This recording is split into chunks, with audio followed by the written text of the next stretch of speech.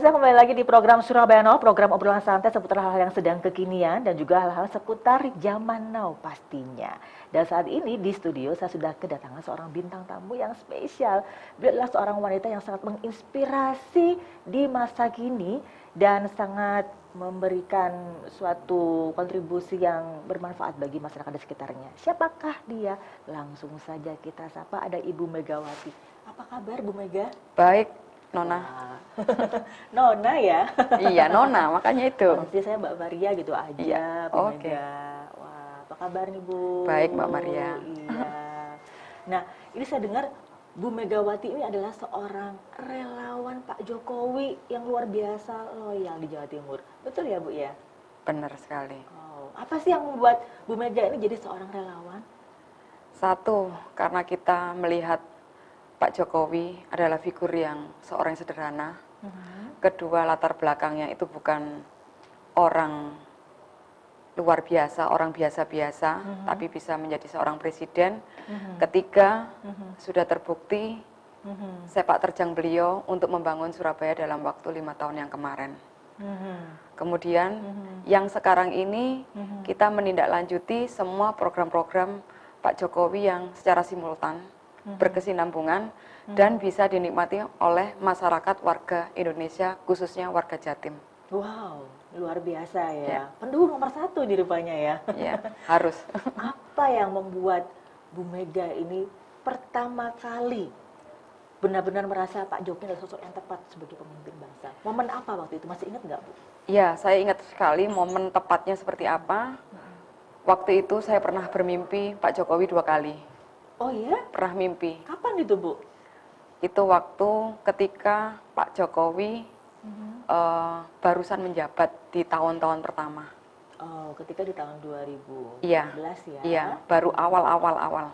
Baru awal itu saya sempat bermimpi beliau, dan dari situlah saya akhirnya membuat saya tergerak. Tergerak dan mau berjalan mengikuti sepak terjang, karena kita melihat posisi Pak Jokowi adalah seseorang yang sosok yang rendah hati, walaupun katakanlah secara mental di sana sini yang banyak menggembosi, ya itu yang membuat akhirnya itu adalah inspirasi buat saya. Jadi itulah saya untuk mempelajari seseorang, dan bukti nyata bahwa seorang rakyat kecil bisa menjadi orang yang luar biasa. Kemudian bagaimana ketahanan mentalnya, kecerdasan emosionalnya untuk menangkis semua isu-isu, hujatan-hujatan itu yang diterima oleh beliau. Itulah inspirasi utama saya. Akhirnya saya berani ikut memperjuangkan Pak Jokowi dengan cara saya. Wah, ini menarik sekali ya. Tadi disebutkan bahwa mimpinya itu sudah sejak di awal-awal tahun Pak Jokowi menjabat sebagai presiden ya, waktu itu. Luar biasa. Jadi sudah ada kayak tekad, keinginan, bayangan gitu ya. Wah, ini harus jadi pemimpin lagi seperti itu ya, Bu Mega ya. Keren sekali. Nah, sebelum Bapak Jokowi menjabat sebagai presiden yang pertama waktu itu di tahun 2014 sampai 2015, apakah memang dari awal dulu Bu Mega ini sudah mengikuti sepak terjang Pak Jokowi waktu menjabat sebagai wali kota Solo atau gimana? Belum. Jadi memang ketika keterlibatan kita ini adalah ketika Pak Jokowi sudah tampil menjadi presiden, dan kemudian bagaimana Pak Jokowi ini bisa meyakinkan kepada rakyat Indonesia dengan program-programnya seperti itu. Artinya bikin gebrakan-gebrakan yang luar biasa. Saya rasa itulah perlu dukungan support mental, dukungan dari semua warga rakyat Indonesia untuk mensukseskan program-program beliau. Dan itu memang tidak mudah kalau tanpa dukungan, karena yang jelas Pak Jokowi membuat program-program seperti itu adalah keberaniannya, tekadnya luar biasa 360 derajat. Jadi dengan dukungan-dukungan yang seperti itu, saya rasa Pak Jokowi perlu didukung oleh elemen masyarakat terkecil untuk menyukseskan program-program beliau yang sudah berjalan di tengah lapangan. Karena tidak mungkin dan tidak gampang program-program yang dijalankan itu tanpa ada dukungan partisipasi warga secara aktif. Betul, luar biasa. Bu Mega, ini saya penasaran sekali. Bu Mega lebih concern ke programnya Pak Jokowi yang seperti apa sih, Bu?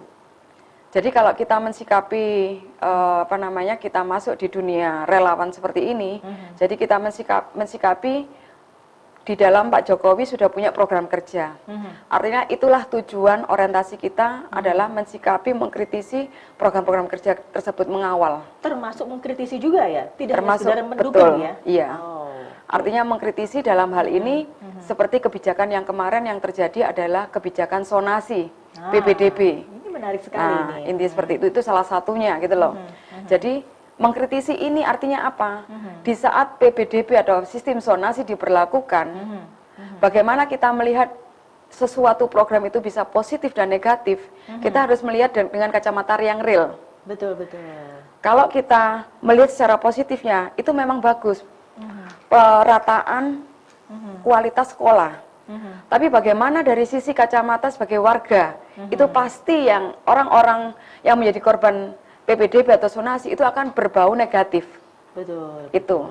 Kemarin sempat jadi polemik ya. Polemik. Masalah zonasi ini. Dan ternyata setelah kita mendekat kepada kepemerintahan, artinya kepada dinas yang terkait, kita coba cari alternatif ketika zonasi ini diberlakukan. Kita membuat suatu gerakan atau semacam usulan-usulan. Ternyata di dinas pun memberikan kompensasi. Kompensasi artinya walaupun katakanlah tidak sekolah di negeri, seorang warga dan anak-anak harus tetap sekolah walaupun sekolah swasta. Tapi biayanya mahal. Dan sangat luar biasa. Walaupun katakanlah sekolah swasta, diberikan keringanan sampai 25%. Wow, bisa itu ya? Luar biasa, itu fantastis. Bu Mega bisa memperjuangkan itu ya? Wow. Ada beberapa teman-teman, para orang tua, yang tadinya pesimis, katakanlah tidak bisa menyekolahkan di sekolah swasta, tapi dengan program seperti ini, dengan solusi yang seperti ini, artinya para orang tua ini akhirnya senang mensikapi katakanlah daripada korban PPDB atau zonasi.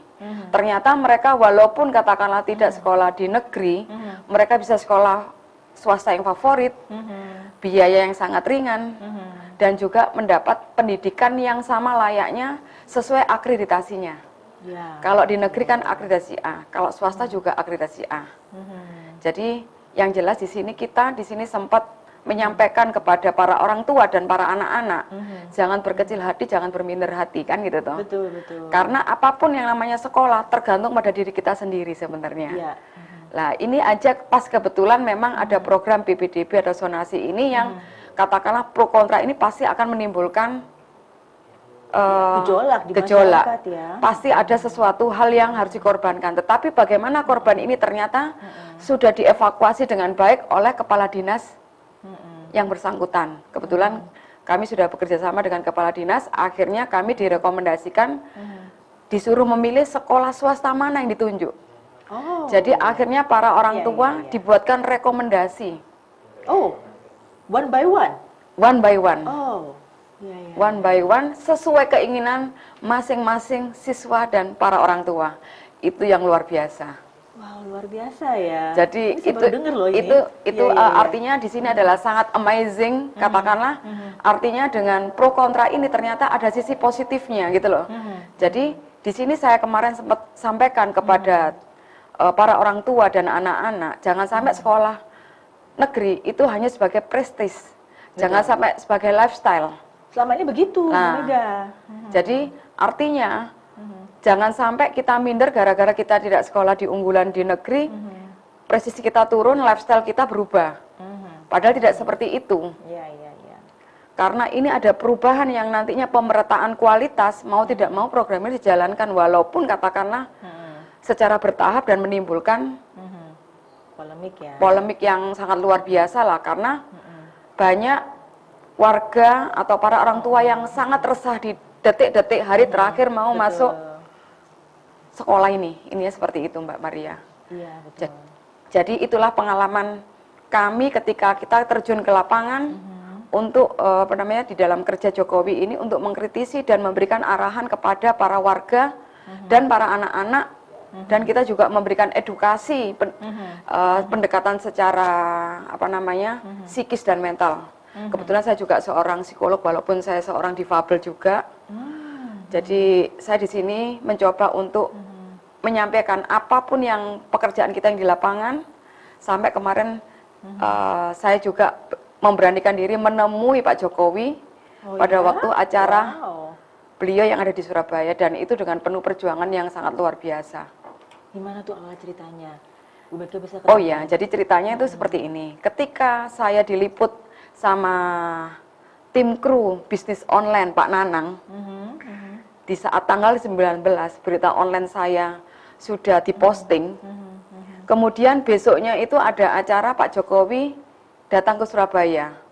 Disitulah saya berpikir bagaimana caranya Pak Jokowi ini bisa tahu hasil kerja relawan yang kita lakukan. Dari situlah timbul inspirasi untuk menemui beliau.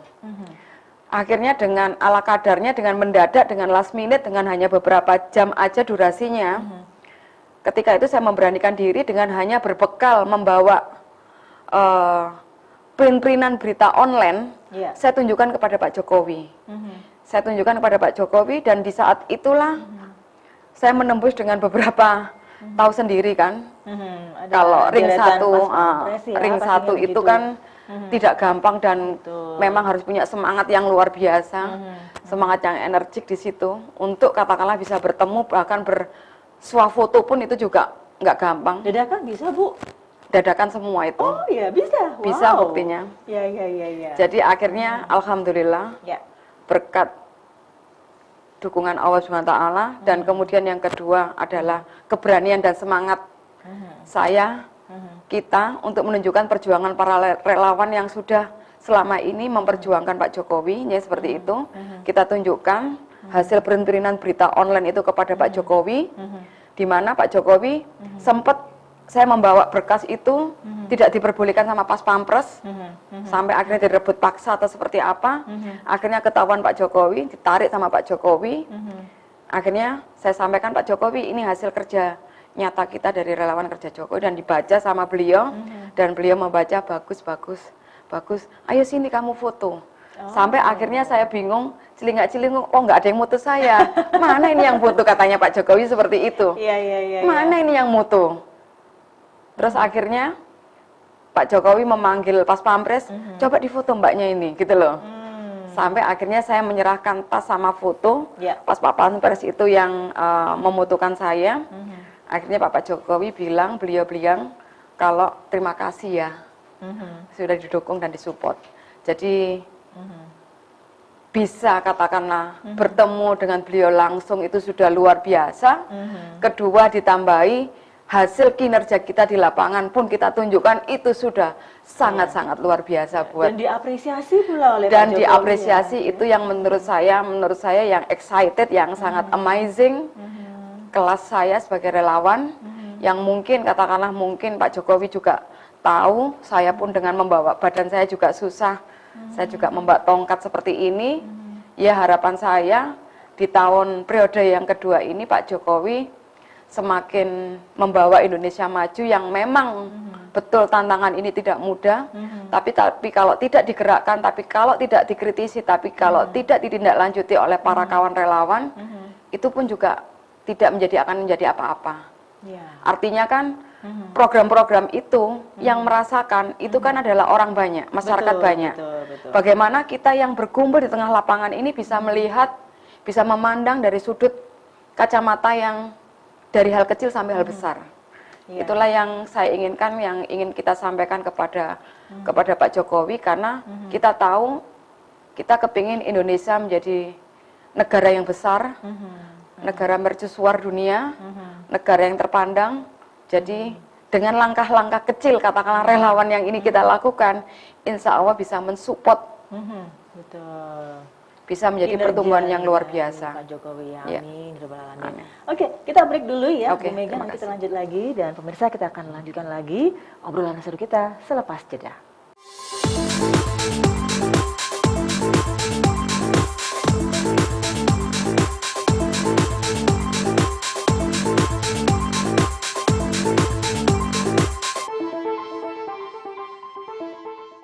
Bagaimana saksi sah? Sah. Apa ini? Kesepakatan pernikahan. Kamu gak perlu ngelakuin kewajiban kamu sebagai seorang istri. Anggap aja, emang kita dua orang asing yang tinggal satu atap. Ikutin aja apa maunya. Tapi kalau kayak gitu gue jadi istri durhaka dong. Justru sekarang dia jadi suami yang durhaka. Aku gak mau jadi perusak rumah tangga orang. Cewek itu yang ngerusak rencana pernikahan kita. Kamu cinta kan sama aku? Kita menikah ini karena dijodohkan. Kamu boleh terpaksa untuk menjalani ini, tapi aku enggak. Kalau kamu emang gak suka, silahkan buat cerai. Ya, selamat malam pemirsa, kita berjumpa lagi dalam program Hukum di Mata Bowo, program yang mengulas tentang kabar-kabar hangat terkini. Secara hukum tetap bertanggung jawab. Tetap bertanggung jawab dikarenakan ini terpas salah benar, tapi meskipun maksudnya Ya, kecelakaan tidak disengaja, kecelakaan tidak lari dan sebagainya. Ada suatu perjalanan meskipun itu tidak ada tapi sudah terikat, sudah mengikat diri, itu jelas. Nah, oleh karena itu penting. Nah, pemirsa, kali ini Inspirasi Gaya akan mengajak Anda jalan-jalan ke kawasan Malioboro untuk berburu tas etnik. Meski berbahan natural, namun model-model tas ini sangat menarik dan pas untuk digunakan dalam berbagai kesempatan baik formal ataupun non-formal. Meski dijual di kaki lima Malioboro, kualitas dari tas-tas berbahan natural dan etnik ini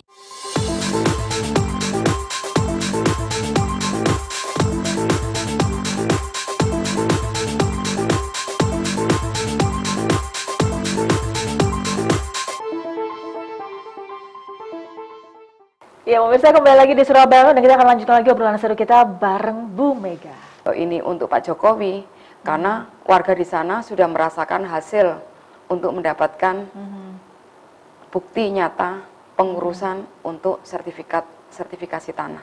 Oke, baik. Ini untuk program-program Pak Jokowi kan memang jadi concern utama ya bagi para relawan, khususnya bagi tim relawannya Bu Mega seperti itu ya. Nah, tadi kan selain ada program zonasi yang juga jadi sorotan, kemudian yang sertifikasi tanah juga, ada lagi nggak Bu program lainnya? Program lagi yang tadi saya sampaikan tadi adalah salah satunya adalah pendidikan yang menjadi hot issue karena pendidikan di sini ini ternyata sangat tidak mudah ketika terjadi terganti pengarahan atau artinya pengarahan dalam artinya lagi ada perubahan. Perubahan inilah yang kadang orang ini tidak senang, yang timbul terjadi pro dan kontra. Pasti. Mungkin ada orang yang pro, mungkin karena mungkin ada anak yang anaknya jelek bisa sekolah di favorit, itu buat orang tua dan anak pasti senang.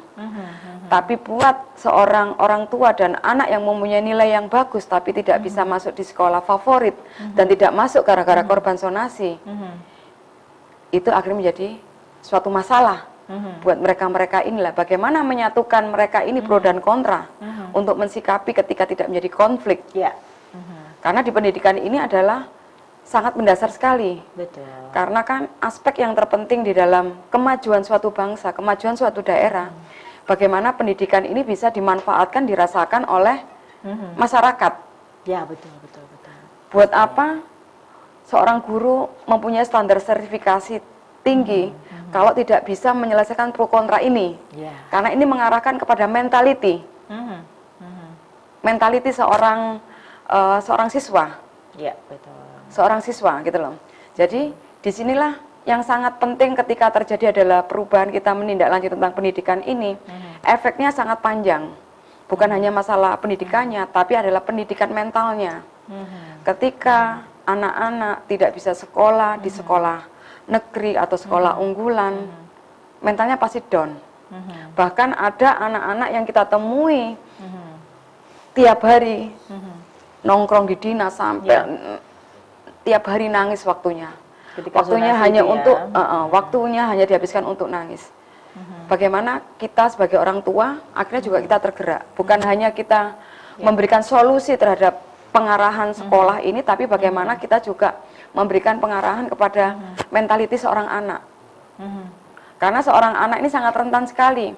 Karena pendidikan SMP dan SMA adalah mentalnya tumbuh kembangnya remaja ini yang menindaklanjuti masa kedepannya. Kedepannya seperti apa? Seperti apa? Masa depan bangsa seperti itu ya. Nah, karena ini adalah umur-umur yang sangat rentan sekali yang katakanlah kalau kita tidak menguati mentalitinya, pasti anak ini akan jatuh. Tapi kalau kita bisa mensikapinya seperti ini akan suatu menjadi apa istilahnya, semangat yang luar biasa. Artinya apa? Betul-betul anak-anak ini bisa merasakan, melihat katakanlah orang tuanya yang sudah berupaya untuk menyekolahkan di negeri tapi tidak bisa. Tapi akhirnya alhamdulillah kebijakan dinas memberikan solusi untuk sekolah swasta dengan sekolah swasta sesuai pilihan yang sangat favorit. Betul. Ini kan menurut saya kan suatu solusi. Ya. Artinya di sini saya melihat pemerintah bisa sebagai one stop solution. Iya, pastinya begitu. Dengan seperti itu, dengan adanya gebrakan-gebrakan ini, solusi-solusi seperti ini, solusi kecil, walaupun katakanlah kita yang tidak bisa sekolah di negeri bisa masuk di sekolah swasta tanpa ada rasa minder, tanpa ada rasa ketakutan biayanya mahal, itu semua sudah di cover dengan adanya dikeluarkan rekomendasi itu semua. Nah, yang menarik adalah dukungan dari para relawannya Pak Jokowi ini gitu ya, untuk mendukung program dan juga istilahnya untuk apa ya, mensosialisasikan bahwa sebenarnya program ini bagus tujuannya gitu ya, hanya perlu dijembatani saja seperti apa. Betul sekali. Tapi kira ke depan gimana? Jadi kalau mungkin saya rasa ke depan ini mungkin jauh lebih bagus. Karena apa? Karena pemerintah sendiri kalau kita lihat perkembangannya kemarin tentang PPDB atau zonasi, istilahnya kan kita juga melihat respon warga, respon masyarakat. Ketika terjadi apa, pasti nanti ada improvement, pasti ada perbaikan sana sini. Apalagi improvement yang katakanlah yang tidak pernah kita tahu, artinya improvement yang bentuk untuk sekolah, untuk mendapatkan sekolah swasta, itu kan improvement yang tidak tersiarkan. Mungkin hanya kalangan tertentu saja. Hanya kalangan tertentu aja. Jadi salah satunya kita bisa menyampaikan di sini, para relawan ini hanya bisa menyebatani apapun yang namanya program. Ketika ada terjadi perubahan itu pasti ada suatu waktu, proses. Proses ini memang tidak menyenangkan, tapi untuk menuju mengenakkan atau menyenangkan itu perlu waktu. Karena kita kalau tidak memulai, kita tidak akan pernah tahu masalah di mana. Kondisinya yang harus diperbaiki di mana, kualitasnya di mana, kemudian tidak akan pernah tahu masukan ini buat pemerintah di pusat, dengan kebutuhan area zonasinya. Artinya apa? Ketika ada program ini berjalan, mungkin ada perbaikan IT-nya, ada perbaikan sistemnya, sistem dalam artian untuk jumlah katakanlah seorang warga dengan zonasi ini apakah sudah mumpuni atau belum, ini kan bisa dipakai tolakan. Istinya adalah ada indikatornya. Nah, kita kan membutuhkan KPI-nya untuk jadi barometer ke depannya. Sebagai barometer ke depannya, standarisasinya seperti apa untuk penentuan zonasi ini. Dari rumah warga itu berapa kilometer dari rumah, harus sudah ada siap SMP maupun SMA. Jadi ini kan sebagai pembelajaran, katakanlah masukan kepada pemerintah bahwa ini adalah sangat complicated gitu loh. Complicatednya adalah ketika ini kita perlakukan kualitas, artinya apa? Kita pun juga harus melihat seperti apa kualitas ini bisa sama. Mungkin sarfasnya, sarana fasilitasnya, mungkin dari SDM-nya, mungkin daripada ekstrakurikulernya yang harus digenjot untuk menaikkan seperti itu, atau pendidikan ekstrakurikulernya yang harus memang lah.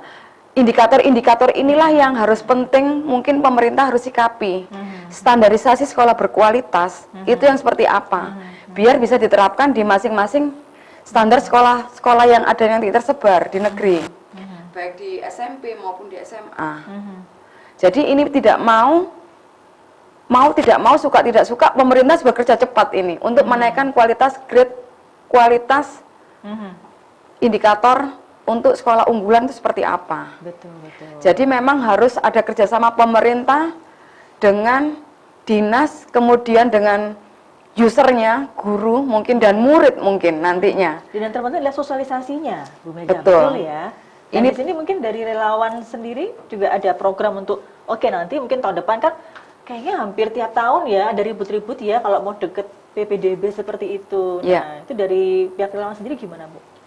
Makanya nanti kita akan mencoba suatu usulan, beberapa program, usulan-usulan. Artinya usulan-usulan ini adalah berkaitan yang sangat penting sekali terhadap pendidikan khususnya. Kemudian yang kedua adalah bagaimana kita memberikan paradigma-paradigma yang untuk di dalam item kurikulum itu nanti yang mungkin sekarang ini mungkin Mbak Maria sudah dengar semua bahwa kita ini lagi dapat masalah tolak isu mengenai radikalisme.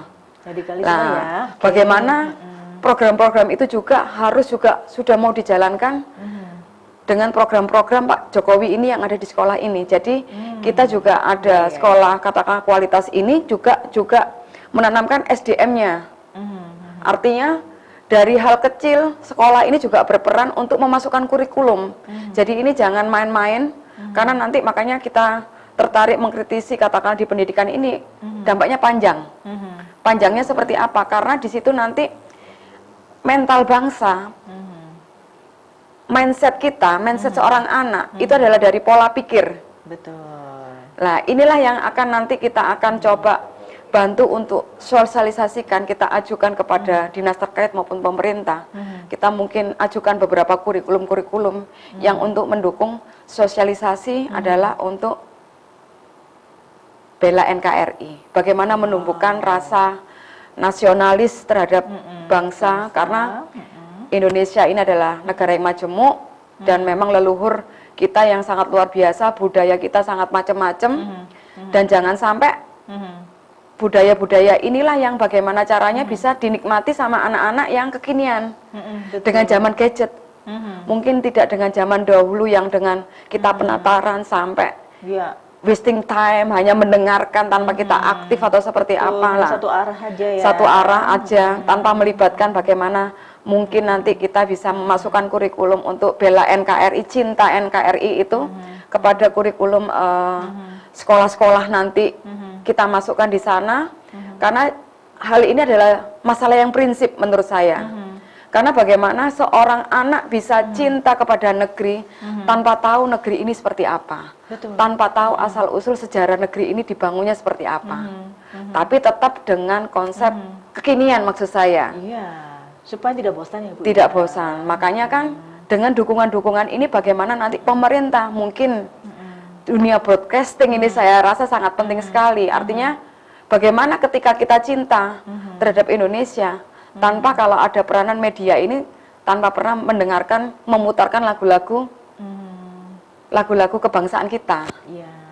Itu adalah salah satu juga untuk mendukung program pemerintah, salah satunya juga pemerintahan kita di sini untuk pendidikan sekolah, lagu-lagu kebangsaan, perjuangan itu kalau bisa kita di dunia broadcasting harus dimasukkan. Di item-item jangan di jam malam aja gitu loh. Iya. Ketika peak time-nya tinggi, di saat itulah banyak orang menonton TV, dimasukkan selingan lagu-lagu untuk ini menurut saya. Itu sangat mendukung sekali. Jadi ketika rating pemirsa di sebuah stasiun televisi prime time ketika peak time-nya tinggi. Saya kepingin dunia broadcasting juga ikut membantu untuk mensiarkan lagu-lagu padamu negeri atau seperti apa. Jadi bukan hanya di saat jam 12 malam diputar lagu itu. Jadi saya rasa kurang efektif. Kemudian jangan hanya ketika pas momen-momen hari nasional aja diputar, tapi memang itu sudah menjadi suatu harian, ya seperti itu.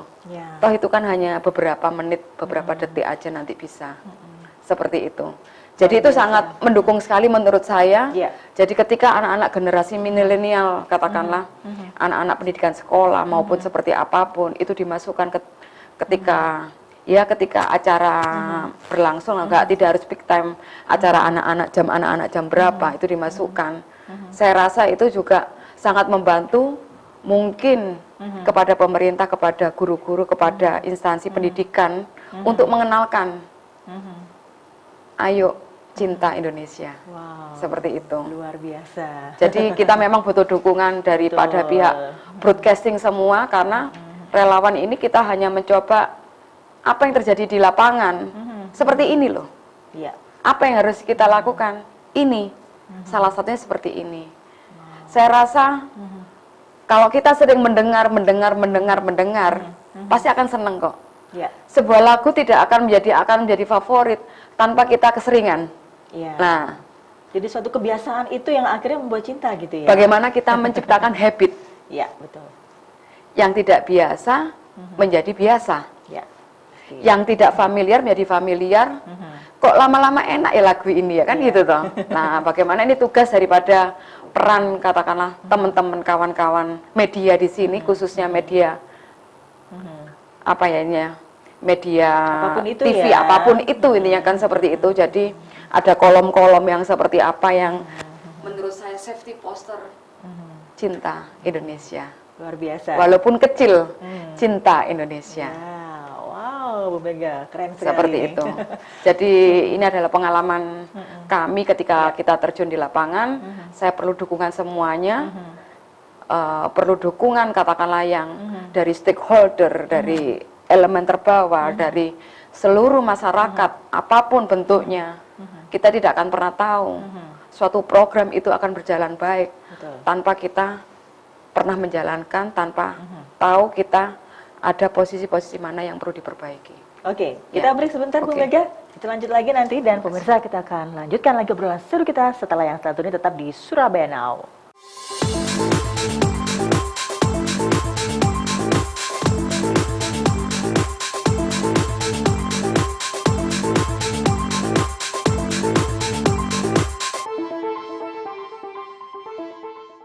Aku nggak mau jadi perusak rumah tangga orang. Cewek itu yang rusak rencana pernikahan kita. Setiap malam aku selalu berdoa agar hati kamu terbuka, Mas. Tapi sekarang aku capek. Aku berjuang sendiri sementara kamu, sekeras apapun aku mencoba, kamu selalu kembali sama dia. Aku tahu, tapi Mungkin rasanya nggak akan sesakit ini kalau aku nggak jatuh cinta sama kamu, Mas. Cinta itu pasti nyata, yang nyata itu rasa cinta. Hai pemirsa, jumpa lagi bersama Rosita dalam acara Cooking Fresh. Masukin ini ya. Iya. Ini apa dulu? Sembarang kan? Merah dulu. Bawang merah semua? Semua? Ya, semua. Oke. Kita aduk dulu bawang merahnya sampai harum, pemirsa. Au! Gue kaget. Gurih, pokoknya enak banget, Pak. Ini makan sama apa aja pasti lebih enak ya ini ya. Salmon betina dipenuhi oleh telur dan warna kulit mereka yang terang menunjukkan kesiapan mereka dalam memilih pasangan hidup. Kini ikan salmon jantan tidak perlu melawan arus, tapi mereka membutuhkan rahang yang kuat dalam bertarung. Sementara para predator dapat datang dari laut maupun udara, ombak sendiri adalah kekuatan yang harus diperhitungkan. Zona terendah yang terkena pasang kadang dinamai hold fast habitat. Salam otomotif. Senang sekali bertemu lagi dengan saya Dwi Fer dalam acara Dunia Otomotif. Dalam kontes modifikasi ini, sejumlah kriteria menjadi aspek penilaian dari Dewan Juri. Meliputi semua perubahan yang dilakukan terhadap mobil, tingkat kesulitan pembuatan, pemilihan bahan, penataan, kreativitas, dan fungsionalitas dari masing-masing alat dan aksesoris yang dipilih.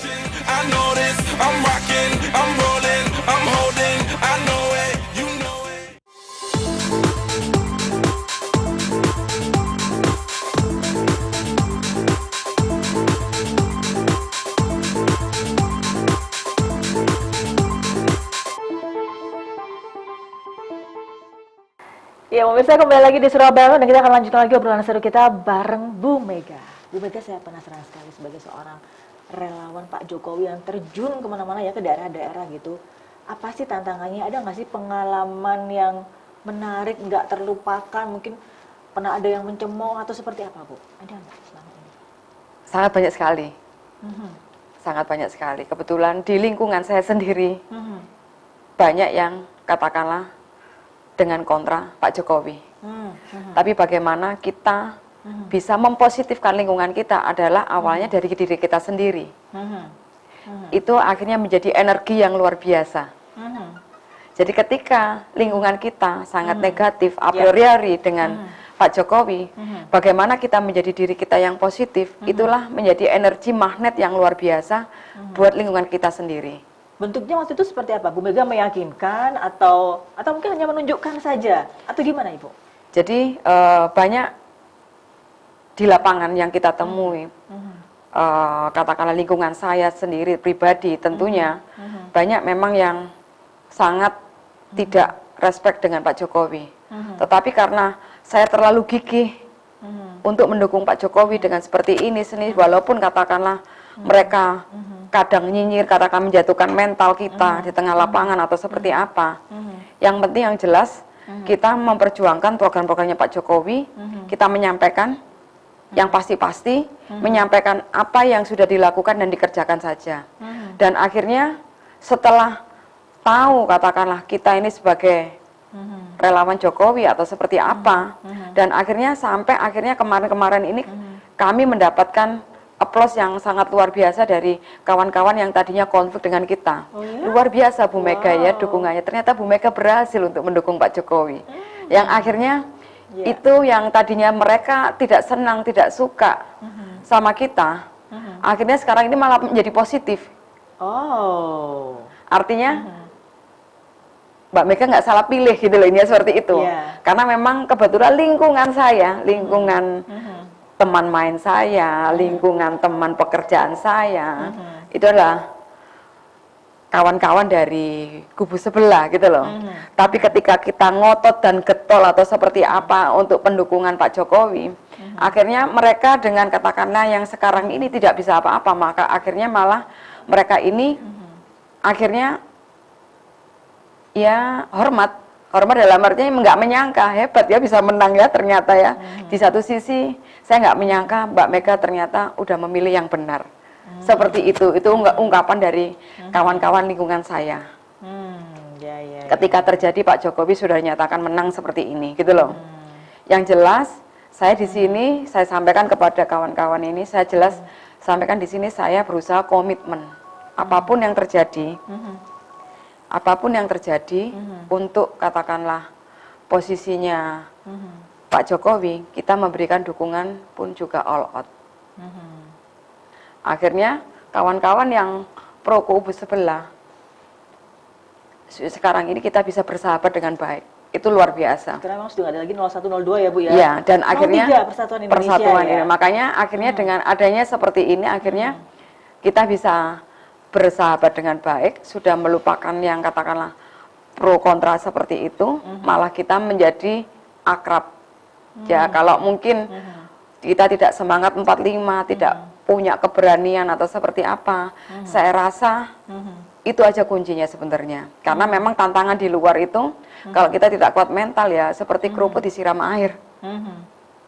Itu menurut saya gitu loh. Tapi bagaimana kita bisa gigih, bisa menjadi energi positif dan bisa menjadi energi magnet buat lingkungan kita. Luar biasa, bisa memberikan aura yang positif juga ya di sekitarnya. Itu jadi concern penuh dari Ibu Mega. Nah, untuk pemirsa di rumah, khususnya para generasi milenial, mungkin ada yang ingin disampaikan oleh Bu Mega ya, terutama anak zaman now, kepeduliannya. Di sini kan yang perlu kita highlight, dengan keterbatasan yang ada, tapi Bu Mega punya kepedulian begitu tinggi nih kepada bangsa gitu ya. Nah, apa yang ingin disampaikan Bu? Ya, jadi gini, yang perlu kami sampaikan kepada generasi muda ya. Generasi muda sekarang ini hanya satu pesan saja menurut saya. Cinta Indonesia, cinta negerimu. Karena apa? Karena dari cinta kita bisa melakukan semua yang terbaik buat bangsa. Kita semua di sini. Dengan cinta, pasti ada kasih sayang.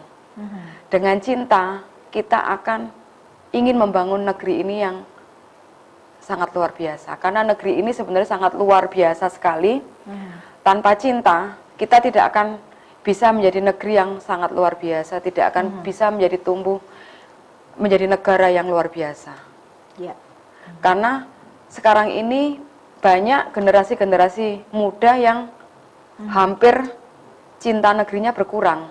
Betul, nggak peduli biasanya itu gitu ya. Nggak peduli, nggak ngurus katanya kan seperti itulah. Bagaimana kalau tidak ngurus kan itu toh? Bagaimana menciptakan anak-anak ini menjadi cinta?